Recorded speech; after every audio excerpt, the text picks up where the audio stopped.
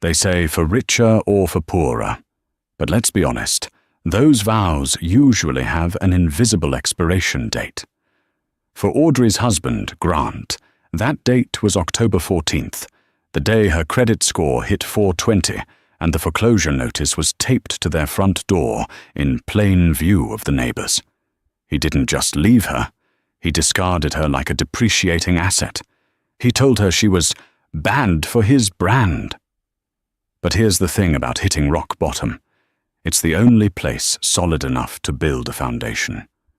Grant didn't know that 3 weeks after he walked out, a lawyer from Zurich would land at JFK with a briefcase that would change the global economy and Audrey's life forever.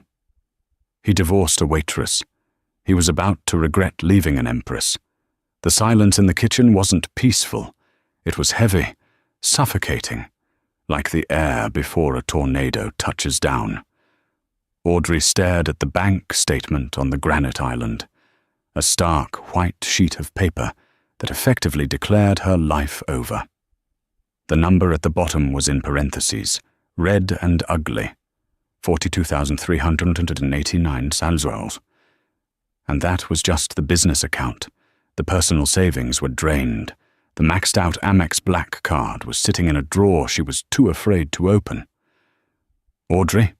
Grant walked in, adjusting his cufflinks.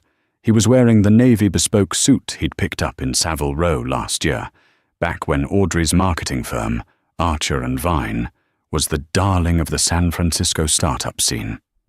Back before the lawsuit, before the supply chain collapse, before her mother's Alzheimer's care started costing $6,000 a month. "We need to talk," Audrey said, her voice trembling. She hated how small she sounded. She was 34 years old, a woman who had built a company from a laptop in a Starbucks, yet in front of Grant, she felt like a child who had broken a vase. Grant didn't look at her. He looked at his watch, a Patek Philippe Nautilus. "I can't right now, Aud. I have a breakfast meeting with the partners at Sterling Holloway. If I'm late, it looks sloppy." "They're foreclosing on the house, Grant," she blurted out. He stopped. His hand hovered over his car keys. Finally he turned. His face wasn't filled with shock or sympathy. It was filled with exhaustion, and something worse, disgust. "I told you," he said, his voice terrifyingly calm. "I told you 6 months ago to liquidate the firm. I told you to cut your mother's care expenses and put her in a state facility. You didn't listen." "I couldn't put my mother in a state home, Grant. She wouldn't survive a week." Audrey stood up, gripping the edge of the counter. "And the firm, it's my life. I just needed a bridge loan. If you could just sign as a guarantor." "No." The word hung in the air. "Grant, we are married. We are partners." "We were partners when you were an asset," he said, the mask finally slipping.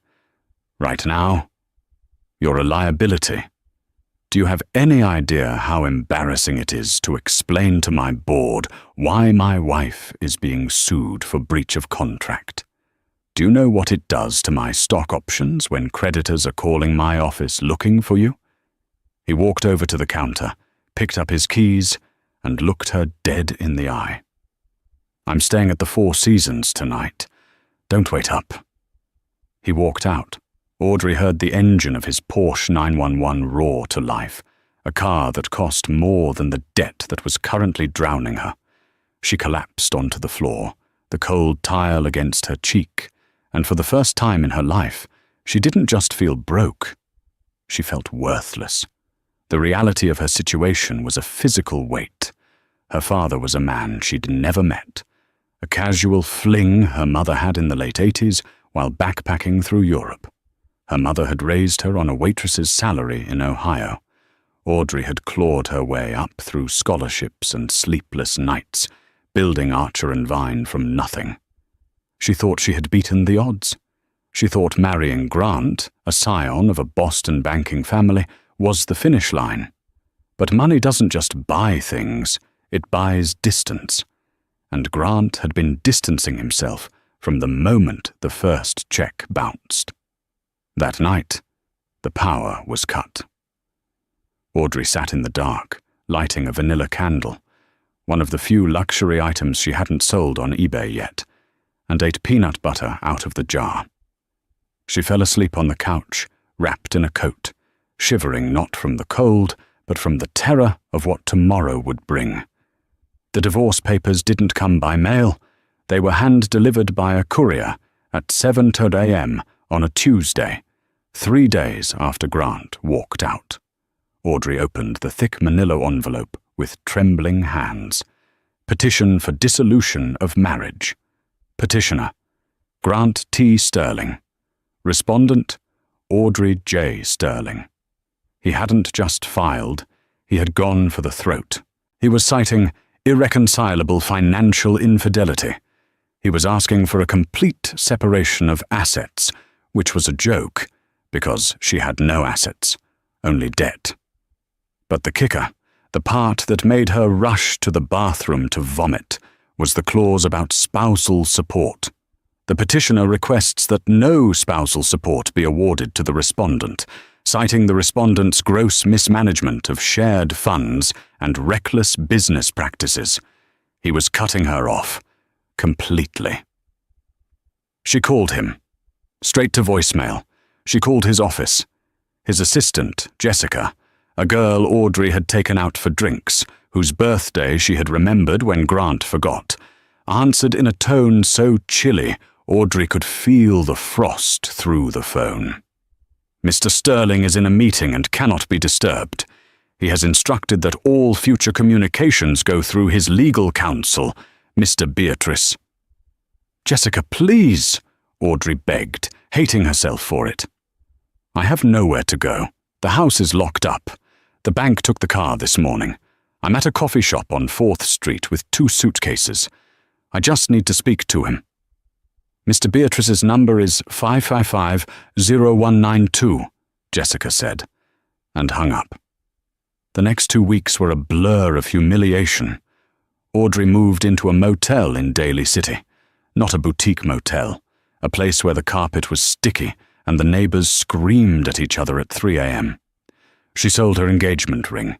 It was a 2-carat Tiffany diamond. She got $4,500 for it from a pawn shop downtown because she didn't have the time or the paperwork to sell it properly. That money went immediately to the nursing home to keep her mother, Evelyn, in her room for 1 more month. Audrey couldn't tell her what was happening. Her dementia was advanced. She still thought Audrey was in high school.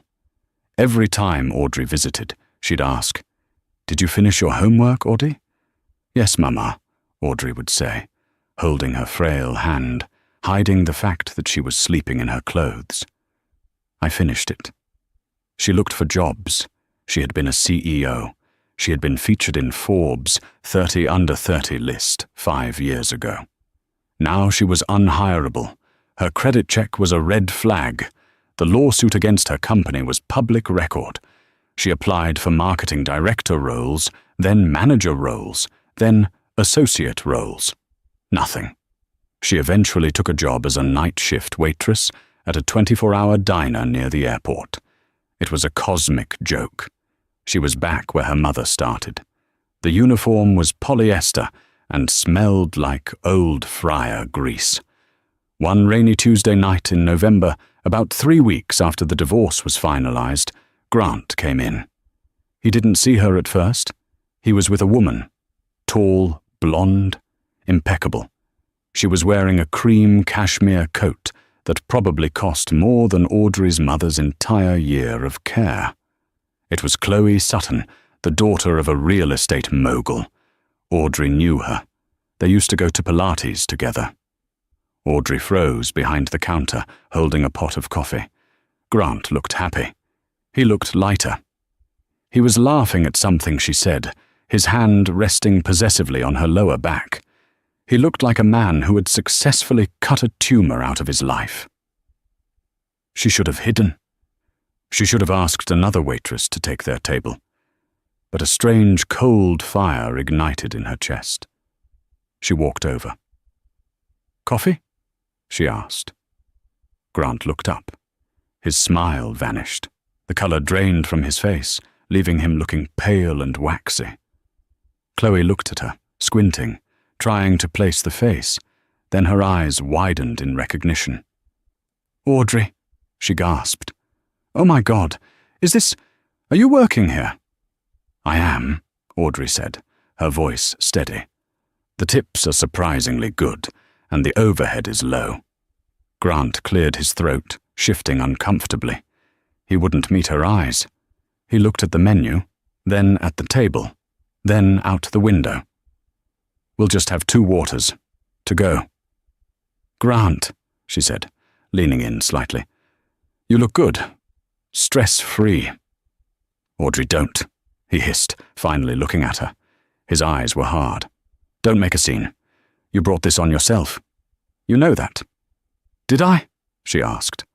"I brought the market crash. I brought Mum's illness." "You refuse to cut your losses," he said coldly. "Winners know when to quit. Losers drag everyone down with them. I wasn't going to let you drown me, too." He threw a $20 bill on the table, pity money, and grabbed Chloe's arm. "Let's go." Audrey watched them leave. She watched him open the door of his Porsche for her. She watched the taillights fade into the rainy night. She looked down at the $20 bill. She wanted to rip it up. She wanted to burn it. Instead, she put it in her apron pocket. She needed the money for toothpaste. She went back to the counter, her heart feeling like a stone. Winners know when to quit. That was Grant's mantra. The diner door opened again. A gust of cold wind blew in. She didn't look up. "Sit anywhere you like. I'll be with you in a minute." "I am looking for Ms. Audrey Calloway," a deep, accented voice said. Audrey paused.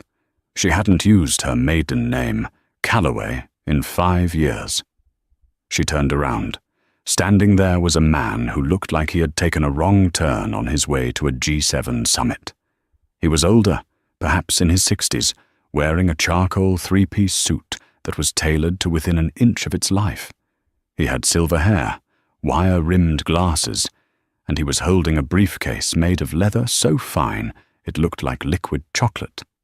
Behind him stood 2 younger men in dark suits, looking like Secret Service agents. The diner went quiet. The line cook stopped scraping the grill. "I'm Audrey Calloway," she said, wiping her hands on her apron. "Who are you? If this is about the bank loan, I already told them." "I am not from the bank, Miss Calloway," the man said. He stepped forward, removing his leather gloves with precise, slow movements. "My name is Arthur Pennyworth. I am the senior executor for the firm, Sterling, Blackwood and Finch, in Zurich." "Zurich?" she frowned. "I don't know anyone in Zurich." "No," Pennyworth said. His eyes were kind, but intense. "But you knew your mother travelled to Europe in 1987, did you not?" Her heart skipped a beat. "Yes." "What is this about?" Pennyworth gestured to the booth Grant had just vacated. "May we sit? This is a matter of extreme sensitivity. And," he glanced at the grease-stained menu, "it regards a substantial change in your circumstances." Audrey sat down. Pennyworth placed the briefcase on the table and clicked the gold latches open. "Ms. Calloway," he began, "5 days ago, a man named Silas Blackwood passed away in his estate in the Swiss Alps. Mr. Blackwood was a very private, very powerful man. He had no wife. He had no legitimate children on public record. However, in his final days, he amended his will to acknowledge a paternity test conducted in secret 36 years ago. He slid a document across the table. It was heavy, cream-colored paper with a wax seal. Silas Blackwood was the majority shareholder of Blackwood Logistics. They control approximately 40% of the maritime shipping lanes in the Northern Hemisphere. They own the ports in Rotterdam, Singapore, and extensive real estate holdings in London and New York. She stared at him. I don't understand. Mr. Blackwood was your father, Audrey, Pennyworth said softly. And you are his sole heir. He paused, letting the words settle in the smell of bacon and old coffee. The lawyers are still calculating the total liquidity, but the initial valuation of the estate, including the controlling interest in the company, is estimated at approximately $12 billion. The world stopped. The hum of the refrigerator, the rain against the glass, the beating of her own heart. It all went silent. 12, she whispered. Billion, Pennyworth corrected, with a B. And there is one more thing. The board of directors is meeting in New York in 3 days to try and seize control. They believe the heir is a myth. Mr. Blackwood's dying wish was that you take your seat at the head of the table. He left you a letter. He handed her a smaller envelope. On the front, in shaky handwriting, was written, "To my daughter, whom I failed."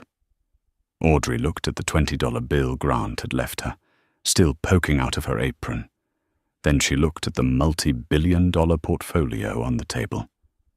"Mr. Pennyworth," she said, her voice finding a strength she hadn't felt in years. "Wait while I untie this apron." The Gulfstream G650 didn't just fly, it glided through the stratosphere like a silver bullet. The interior smelled of bergamot and fresh leather. Audrey sat in a swivel chair that was wider than the bed she'd slept in for the last month, staring out the window at the Atlantic Ocean far below. In the span of 4 hours, her life had dissolved and reformed. She had quit the diner. She had packed her 2 suitcases. And most importantly, she had authorized Arthur Pennyworth to transfer her mother, Evelyn, to the Cedars, a neurological care facility in Switzerland that cost $20,000 a week. They had a specialized memory unit. She was already on a medical transport plane ahead of them. Audrey wasn't doing this for the yachts or the diamonds. She was doing it for her mother. And, if she was being honest, she was doing it for the woman Grant Sterling had called a liability. "Miss Calloway?" Pennyworth placed a steaming cup of tea on the table beside her. "We land in Titterborough in 3 hours. You need to read the briefing. The board of directors isn't expecting a family reunion. They are expecting a hostile takeover." "Who are they?" she asked, picking up the heavy binder he had prepared. "Vultures," Pennyworth said, his voice devoid of emotion. "The ringleader is Charles Whitmore. He was your father's COO. He's been running Blackwood Logistics as the interim CEO for the last 6 months, while Silas was indisposed. Whitmore believes the empire is his by right of succession. He plans to announce a merger with a rival firm, Triton Global, on Friday. If he signs that deal, your majority shares get diluted. You lose control before you even step in the door. So I have to stop a merger," she said, flipping through the pages. "I ran a marketing firm, Arthur. I didn't manage global shipping fleets." "Business is business, Miss Calloway. The scale changes, but the sharks swim the same way. And you have something Whitmore doesn't." "What's that?"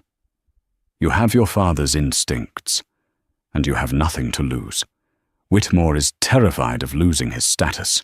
You have already lost everything. That makes you dangerous." Audrey opened the binder. It was dense. Financial reports, supply chain maps, personnel files. But as she read, a strange familiarity washed over her. Her failed company, Archer and Vine, had died because of supply chain collapse during the global shipping crisis. She had spent 2 years obsessing over shipping containers, port delays, and tariff loopholes trying to save her business. She wasn't a novice. She was a casualty of the very industry she now owned. She pointed to a graph on page 42. "This margin squeeze here," she said, tapping the paper. "Whitmore is artificially inflating operating costs in the Rotterdam port to lower the stock price. He's trying to make the company look cheaper so Triton Global can buy it at a discount. It's a classic poison pill strategy, but he's doing it to his own company to facilitate a buyout he'll likely get a kickback on. Pennyworth smiled. It was a small, sharp thing. Precisely. Your father knew you were sharp. He watched you, you know, from a distance. If he watched me, she said, the bitterness rising in her throat, then he watched me lose my house. He watched me scrub tables. He watched Grant humiliate me. He did, Pennyworth admitted quietly, and it broke his heart. But Silas had enemies, dangerous ones. If he had claimed you publicly while he was alive, you would have been a target. He wanted you to build your own armor first. He wrote in his letter that he regretted waiting too long. He ran out of time. She touched the letter in her pocket. She hadn't opened it yet. She wasn't ready to hear the voice of a father who had been a ghost her entire life. "We are going to New York," she said, closing the binder. "I need a wardrobe, I need a haircut, and I need to know everyone's weakness in that boardroom." "Already arranged," Pennyworth said. "A stylist will meet us at the penthouse at 432 Park Avenue. You have a stylist, a speech coach, and a forensic accountant waiting." When they landed, the transformation began. It wasn't like the movies where the girl tries on fun dresses to pop music. This was tactical. The stylist, a severe French woman named Solange, didn't ask what Audrey liked. She looked at her bone structure and said, "Power." She cut Audrey's hair into a sharp, asymmetrical bob that highlighted her jawline. She put her in a structured Alexander McQueen suit, charcoal grey, sharp shoulders, no jewellery except a vintage Cartier tank watch that had belonged to Silas. When Audrey looked in the mirror, she didn't see the waitress who smelled like grease. She didn't see the weeping wife begging Grant for a loan. She saw a predator. "One last thing," Pennyworth said, handing her a file. "We did a background check on your ex-husband, as a precaution." She stiffened. "Why?" "Because Charles Whitmore is looking for leverage.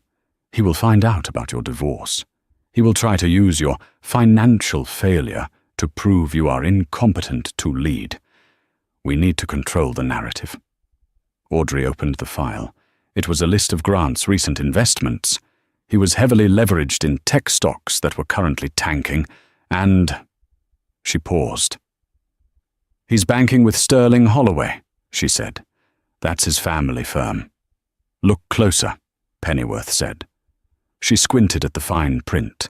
Grant's firm had just secured a massive loan to cover their liquidity issues. The loan was underwritten by a private equity arm, Blackwood Capital. She looked up at Pennyworth. "My father's company owns my ex-husband's debt." "Technically you own his debt now," Pennyworth corrected. "Grant Sterling thinks he answers to the bank. In reality, he answers to you." A slow, cold smile spread across her face.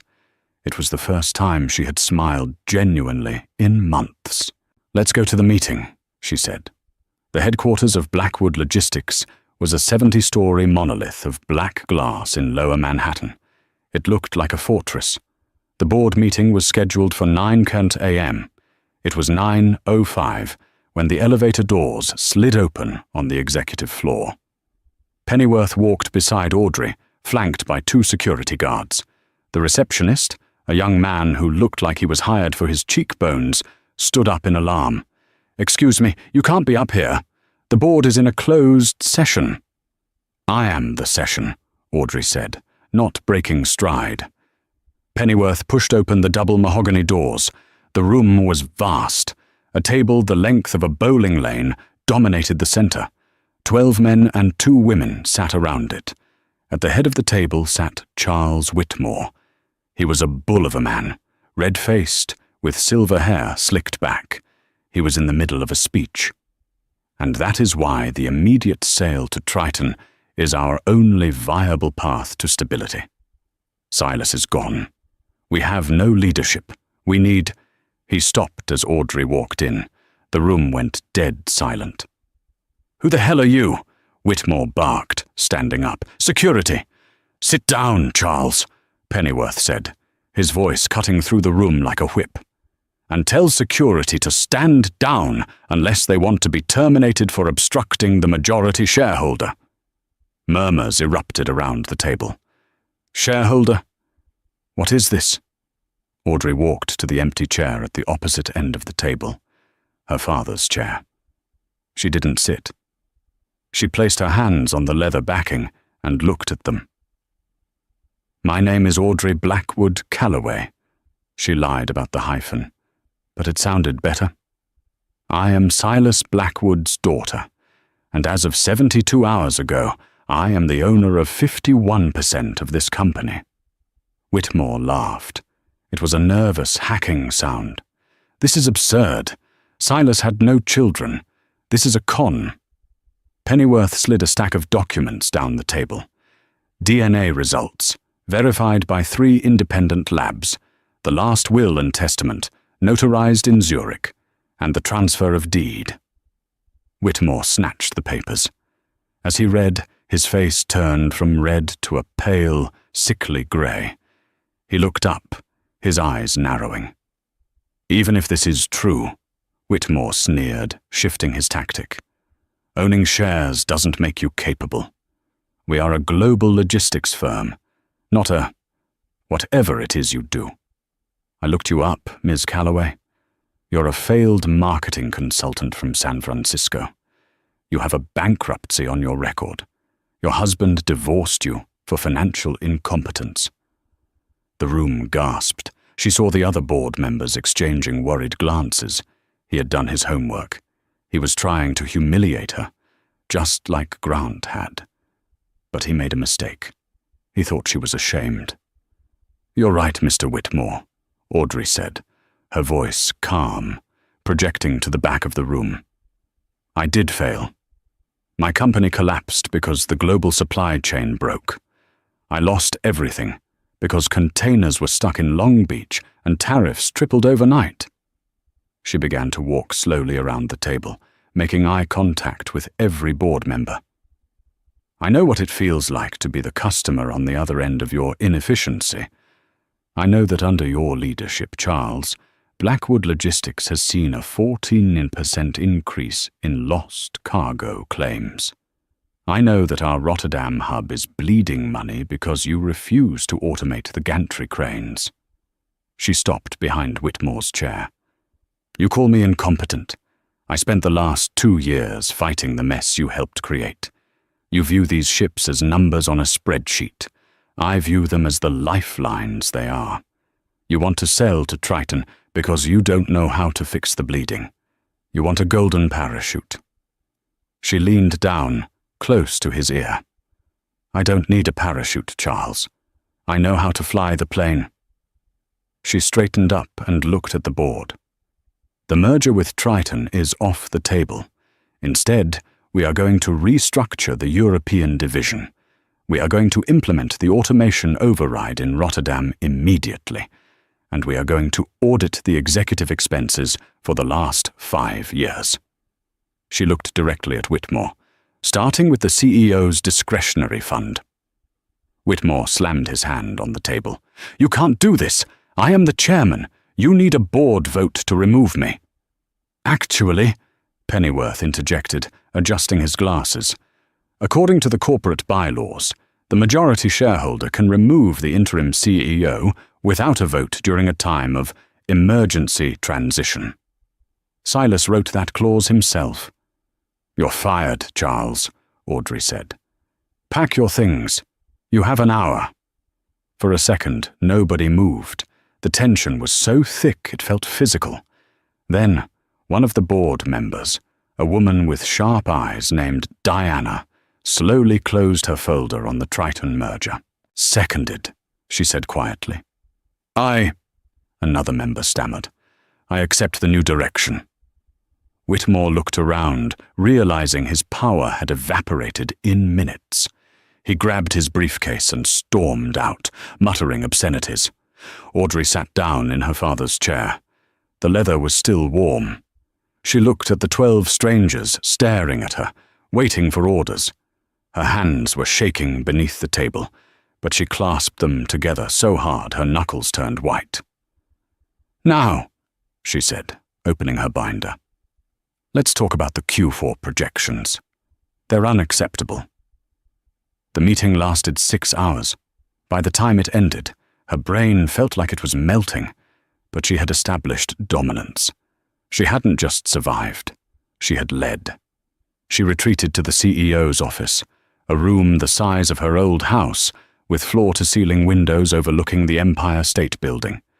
She collapsed onto the sofa, kicking off her heels. "You did well," Pennyworth said, pouring a drink from the crystal decanter. "I was terrified," she admitted. "That's why you did well. Only fools are fearless." Her phone buzzed. She had a new phone, encrypted, but she had kept her old number active, just in case. It was a text from Jessica, Grant's assistant. "Audrey, I don't know what's going on, but Grant is freaking out. He just saw a news alert on Bloomberg about a mystery heiress taking over Blackwood. He's asking if I have your new number. What should I tell him?" Audrey stared at the screen. The news cycle moved fast. "Arthur," she said, "is the press release out?" It went live 10 minutes ago. "Daughter of late tycoon Silas Blackwood emerges as new chairwoman." "Does it mention my name?" "It does." She looked out at the city lights. Grant was out there somewhere. He was probably reading the article right now. He was probably choking on his scotch.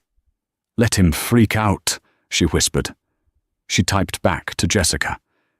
"Tell him you don't know where I am. Tell him I vanished." She wasn't ready to see Grant yet, not until she could buy and sell his entire world. And according to the file Pennyworth had given her, that would be sooner than he thought. The intercom on the desk buzzed. "Ms. Blackwood," the receptionist's voice came through. "There is a Mr. Charles Whitmore downstairs. He's demanding to come back up. He says he has information about your sordid past that the board needs to hear." She walked over to the desk and pressed the button. "Let him scream at the lobby walls," she said, "and call the police if he trespasses." But a cold knot formed in her stomach. Whitmore wasn't going to go quietly, and a man like that, desperate and humiliated, would look for allies. He would look for anyone who hated her as much as he did. He would look for Grant. Grant Sterling was not having a good week. He sat in the corner booth of the Griffin Club, a members-only establishment in Manhattan where the air smelled of old money and cigars. He swirled the amber liquid in his glass, his other hand clutching his phone. The headline on the screen mocked him for the 100th time that hour. From bankruptcy to billions, the Cinderella story of Audrey Blackwood. "She played me," Grant muttered to himself, the alcohol burning his throat. She knew. She had to know. He was replaying the last 6 months in his head. The failed business, the tears, the begging for a loan. It all seemed like a performance now. If she was Silas Blackwood's daughter, she must have had a trust fund, a safety net, something. She had watched him divorce her, watched him humiliate her, all while sitting on a winning lottery ticket. "Mr. Sterling." Grant looked up. A large man with a flushed face and a suit that looked slightly disheveled stood over him. It was Charles Whitmore. Grant recognized him from the business pages and from the chaotic news reports about the boardroom coup earlier that week. "Do I know you?" Grant asked, though he knew exactly who he was. "We share a mutual problem," Whitmore said, sliding into the booth without waiting for an invitation. He signaled the waiter for a double scotch. "Her name is Audrey." Grant straightened his tie. "I don't discuss my ex-wife with strangers." "She's not just your ex-wife anymore, Sterling. She's the woman who fired me from the company I built." Whitmore spat, his voice low and venomous. And she's the woman who is about to destroy your reputation." "My reputation is fine," Grant lied. "Is it?" Whitmore pulled a folded newspaper from his jacket pocket. Page 6. Rumors are already swirling. Did Grant Sterling leave the heiress because he couldn't handle a powerful woman? "You look like a fool, Grant. You look like the man who threw away a diamond because he thought it was glass." Grant's jaw tightened. "What do you want?" "I want my company back," Whitmore said. "And you want your money?" "I have money." "You have debt," Whitmore corrected. "I have friends at the bank. I know Sterling Holloway is leveraged to the hilt. If Audrey decides to squeeze you, you're finished. But if we work together, we can stop her." Grant leaned in. "How?" "She owns 51% of the shares. It's a dictatorship." "She obtained those shares through inheritance," Whitmore whispered, his eyes gleaming with malice. "But the inheritance is contingent on her being of sound mind and character." Silas Blackwood was paranoid. He put clauses in everything. Whitmore took a sip of his drink and smiled. "You were married to her for 7 years. You know her secrets. You know about her mother's condition." Grant hesitated. "Evelyn has early onset dementia. It's genetic." "Exactly." Whitmore slammed his hand softly on the table. "We can argue that Audrey is displaying the same symptoms. Erratic behavior, delusions of grandeur. The bankruptcy caused a mental break. If we can prove she is mentally unfit to lead, the board can vote to suspend her voting rights and reinstall me as interim CEO." "And what do I get?" Grant asked. "If she is declared incompetent, her assets are frozen and placed under a conservatorship. As her former spouse, who was deceived about her financial status during the divorce proceedings, you can sue for a mistrial of the divorce. You could claim half the marital assets, which now include her inheritance. You could walk away with $6 billion. Grant felt a rush of adrenaline. $6 billion. It was a number so large it didn't feel real. He thought about Chloe, his new girlfriend, who had been nagging him about a yacht. He thought about the partners at his firm looking down on him. "She humiliated me," Grant said, justifying it to himself. "She lied to me by omission. That's fraud." "So," Whitmore extended a meaty hand. "Are we partners?" Grant looked at the hand. He knew this was dirty. He knew it was cruel. Audrey had never hurt him. She had loved him. But his pride was wounded, and his greed was starving. He shook Whitmore's hand. "Let's take her down." The Blackwood Winter Gala was the social event of the season. It was held at the Metropolitan Museum of Art in the Temple of Dender. The room was bathed in blue light, filled with senators, tech moguls, and celebrities. Audrey stood at the top of the stairs, looking down at the sea of sharks. "You look like a weapon," Solange, her stylist, whispered as she adjusted the hem of the dress. It was a custom Versace gown, black velvet that absorbed the light, with a neckline that plunged dangerously low and a slit that went up to her thigh. Around her neck was the Blackwood diamond, a 30-carat stone that her father had bought in an auction in 1990. "I feel like bait," Audrey muttered. "That is the point," Pennyworth said, stepping up beside her in a tuxedo. "Whitmore and Grant have been busy. They filed an emergency injunction this afternoon claiming you are mentally unfit to lead. They leaked a story to the Post about your mother's genetics." Audrey felt a flash of cold rage. They could attack her. They could attack her business. But bringing her mother into this? Using her illness as a weapon? "Is everything in place?" she asked. "The trap is set," Pennyworth confirmed. "They are both here. They believe they are going to serve you with the legal papers in front of the press. They want a public breakdown. Let's give them a show, then." She descended the stairs. The moment her foot touched the first step, the cameras flashed. 1,000 blinding lights. She didn't blink. She walked with the rhythm Pennyworth had taught her, slow, deliberate, regal. She worked the room for an hour, shaking hands, smiling, accepting condolences for a father she never knew. She felt eyes on her constantly. Then the crowd parted. Grant walked toward her.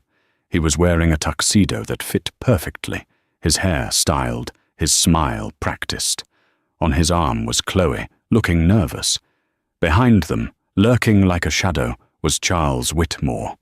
The music seemed to quiet down. People sensed the confrontation. Phones came out. "Audrey," Grant said, his voice loud enough to carry. He stepped into her personal space. "You look expensive." "Grant," she said, keeping her face impassive. "I see you brought a +1 and a +2. She nodded at Whitmore. "We need to talk, Audrey," Grant said, his tone shifting to one of mock concern. "Charles and I are very worried about you. This sudden change, the stress. We know about the manic episodes." "Manic episodes?" She raised an eyebrow.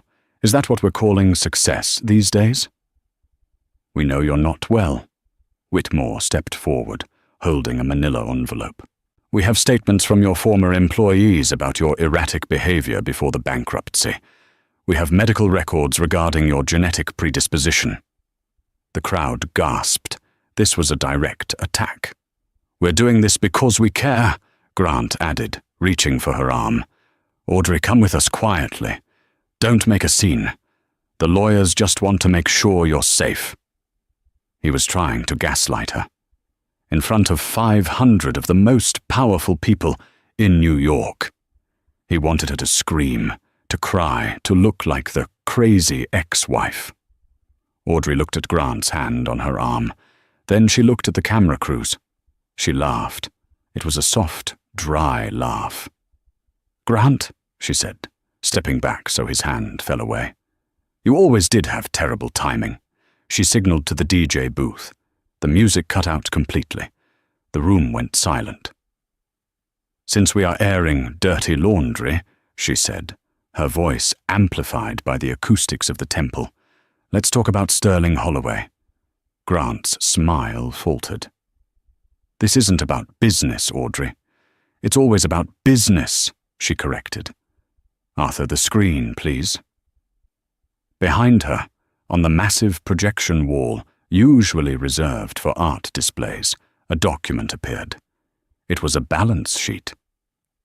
"This," she gestured to the screen, "is the financial standing of Grant's firm. As you can see, they are insolvent. They have been hiding losses in offshore shell companies for 3 years." Grant went pale. "That's private information. That's illegal." "It's not illegal if you own the debt," she said coldly. "And as of this morning, Blackwood Logistics purchased the distressed assets of Sterling Holloway.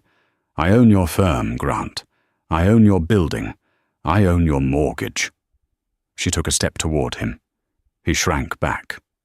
"And you?" She turned to Whitmore. "You talk about fraud? Let's talk about the Port Side Project." Another document flashed on the screen. "Charles Whitmore has been siphoning 3% of all shipping contracts into a private account in the Cayman Islands. It's not incompetence, Charles. It's embezzlement. The forensic accountants finished their audit an hour ago. The FBI is waiting at the exit." Whitmore dropped his glass. It shattered on the stone floor, the sound echoing like a gunshot. "This is a lie!" Whitmore screamed, his face turning purple. "She's crazy! She's hallucinating!" "Am I?" Audrey pulled a remote from her clutch and clicked it. A video played on the screen.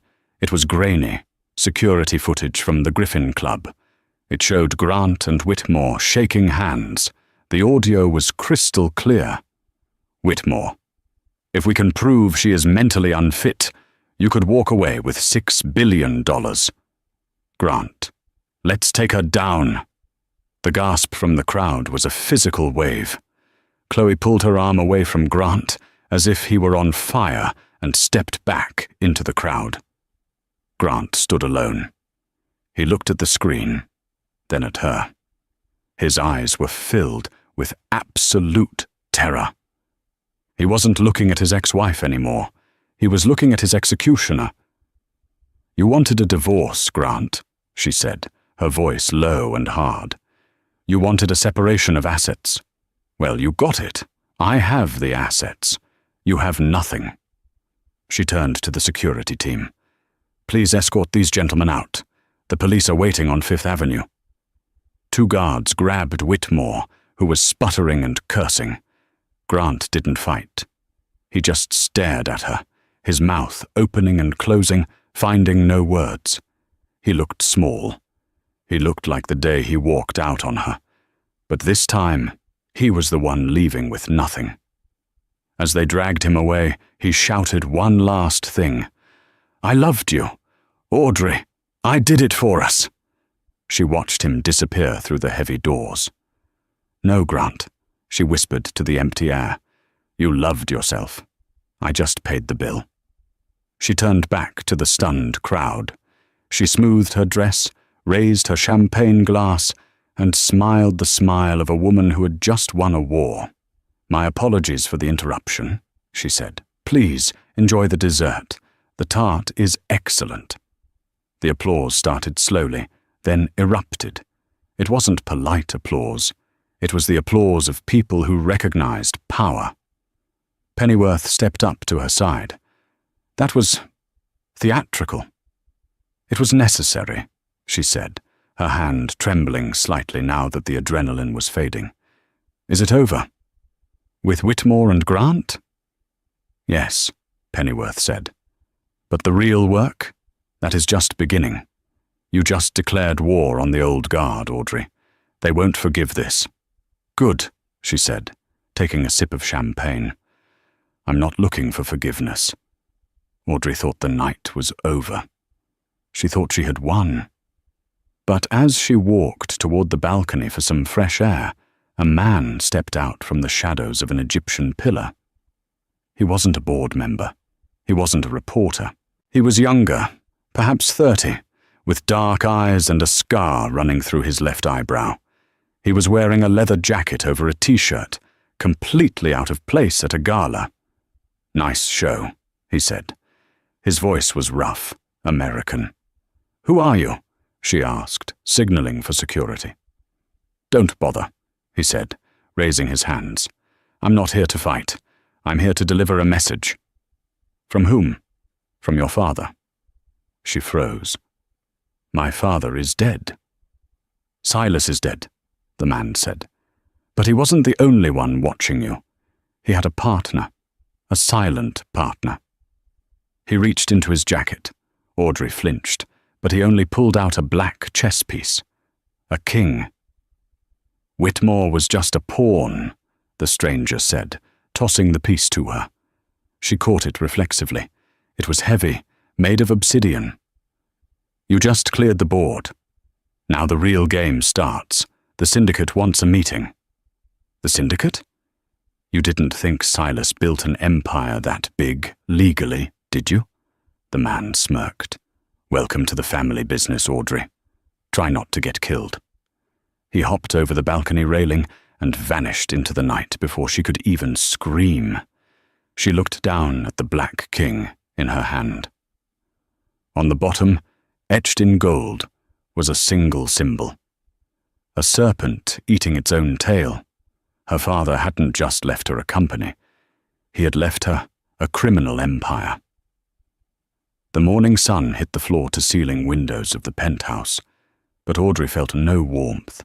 She was sitting on the edge of the bed, turning the obsidian chess piece over in her hand. The syndicate. Arthur Pennyworth stood by the door. He looked older today. The victory at the gala had drained him. "You knew," she said. It wasn't a question. "I knew Silas walked a fine line," Pennyworth admitted, stepping into the room. "Blackwood Logistics moves cargo everywhere. Conflict zones, embargoed nations, black sites. When you control 40% of the world's shipping, you don't just deal with governments, Audrey.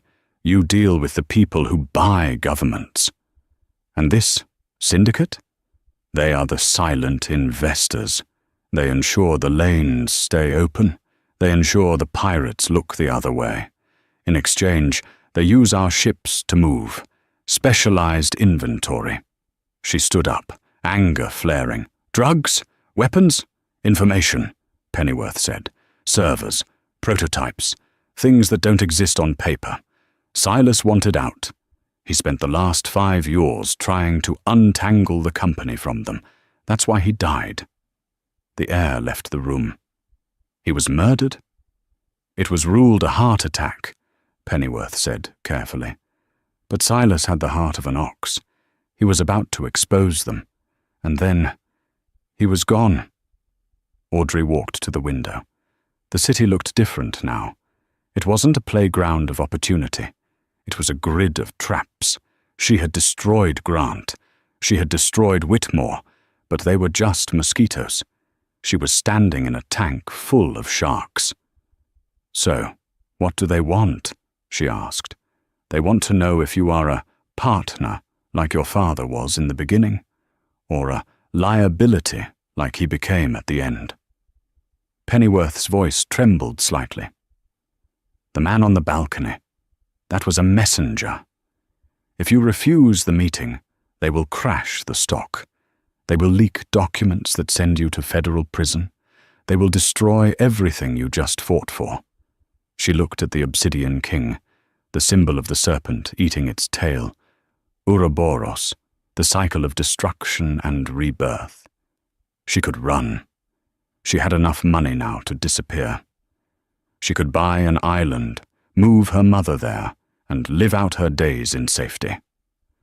But then she thought of Grant's face when he realized she had power. She thought of the way the board members looked at her, with fear and respect. She had spent her whole life being the nice girl, the victim, the waitress cleaning up other people's messes. She wasn't a waitress anymore. "Set up the meeting," she said. Pennyworth's eyes widened. "Audrey, these are dangerous men. You cannot negotiate with them." "I'm not going to negotiate, Arthur." She walked to the mirror. The woman staring back at her was sharp, cold, and beautiful. She wore her scars like diamonds. "I'm going to lead them." 1 week later. The meeting took place on a yacht in international waters. No phones, no names. 5 men and women sat around a glass table. They represented trillions of dollars in shadow assets. The man from the balcony, the one with the scar, stood in the corner, watching. Audrey walked in alone. She wore white, a stark contrast to their dark suits. It was a statement. I have nothing to hide. "Miss Blackwood," a woman with a Russian accent said. She didn't offer a hand. "You have made quite a noise in New York. We prefer silence." "Noise is necessary when you are cleaning house," she replied, taking the seat at the head of the table. "You are young," an older American man grunted. "You don't understand the ecosystem. Your father tried to change the terms. It didn't end well." "My father tried to leave," she corrected. "I have no intention of leaving." She placed the obsidian king on the table. The sound of the heavy stone against the glass silenced them. "I know what you move through my ports," she said, looking at each of them in turn. "I know about the server farms in Reykjavik. I know about the prototype drones moving through Singapore. You need Blackwood logistics. Without my ships, your network goes dark in 48 hours. "We can find other ships," the Russian woman threatened. "No, you can't," Audrey smiled. "Because I just bought the 2 largest competitors in the Pacific. As of this morning, I control 65% of the lanes you use. If you want to move anything, you move it through me." The room went deadly quiet. They hadn't expected her to double down. They expected her to beg for her life. "This is blackmail," the American spat. "This is leverage. she said. "I am doubling your transport fees, and in exchange, I am offering you something my father never did." "And what is that?" "Stability," she said. "My father had a conscience. I have a business plan. I don't care what you move. I care that it arrives on time, and I care that my cut is deposited in Zurich by noon." The scarred man in the corner chuckled. The Russian woman looked at her for a long time. She was searching for fear. She found none. Slowly she nodded. "Welcome to the table, Miss Blackwood." Audrey returned to New York a ghost. The press still hounded her, but she never gave interviews. She visited the prison once, minimum security, white collar. Grant was sitting in the visitation room. He looked terrible. His hair was thinning, his skin sallow. The bespoke suits were gone, replaced by a drab jumpsuit.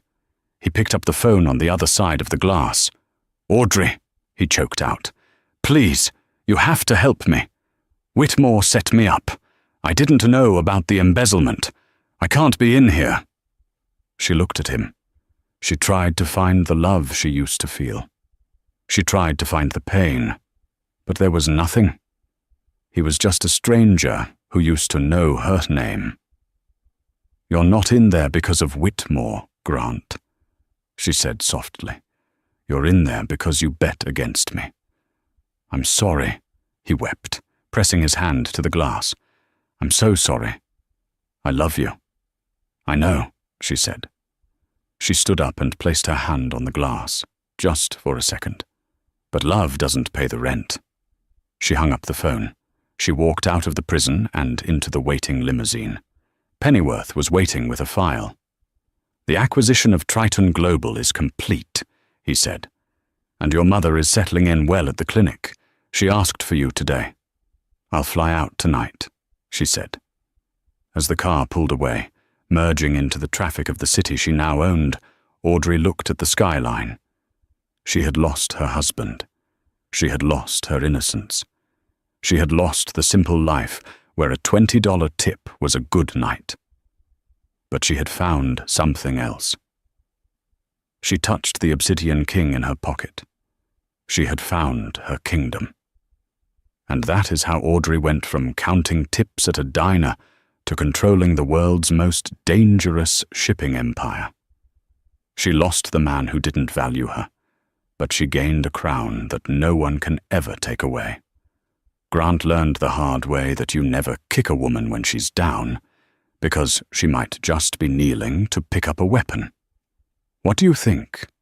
Did Audrey make the right choice by joining the syndicate? Or should she have exposed them and risked everything? And be honest, would you have visited Grant in prison or left him to rot without a word? Let me know in the comments below. If you enjoyed this story of revenge and power, please hit that like button.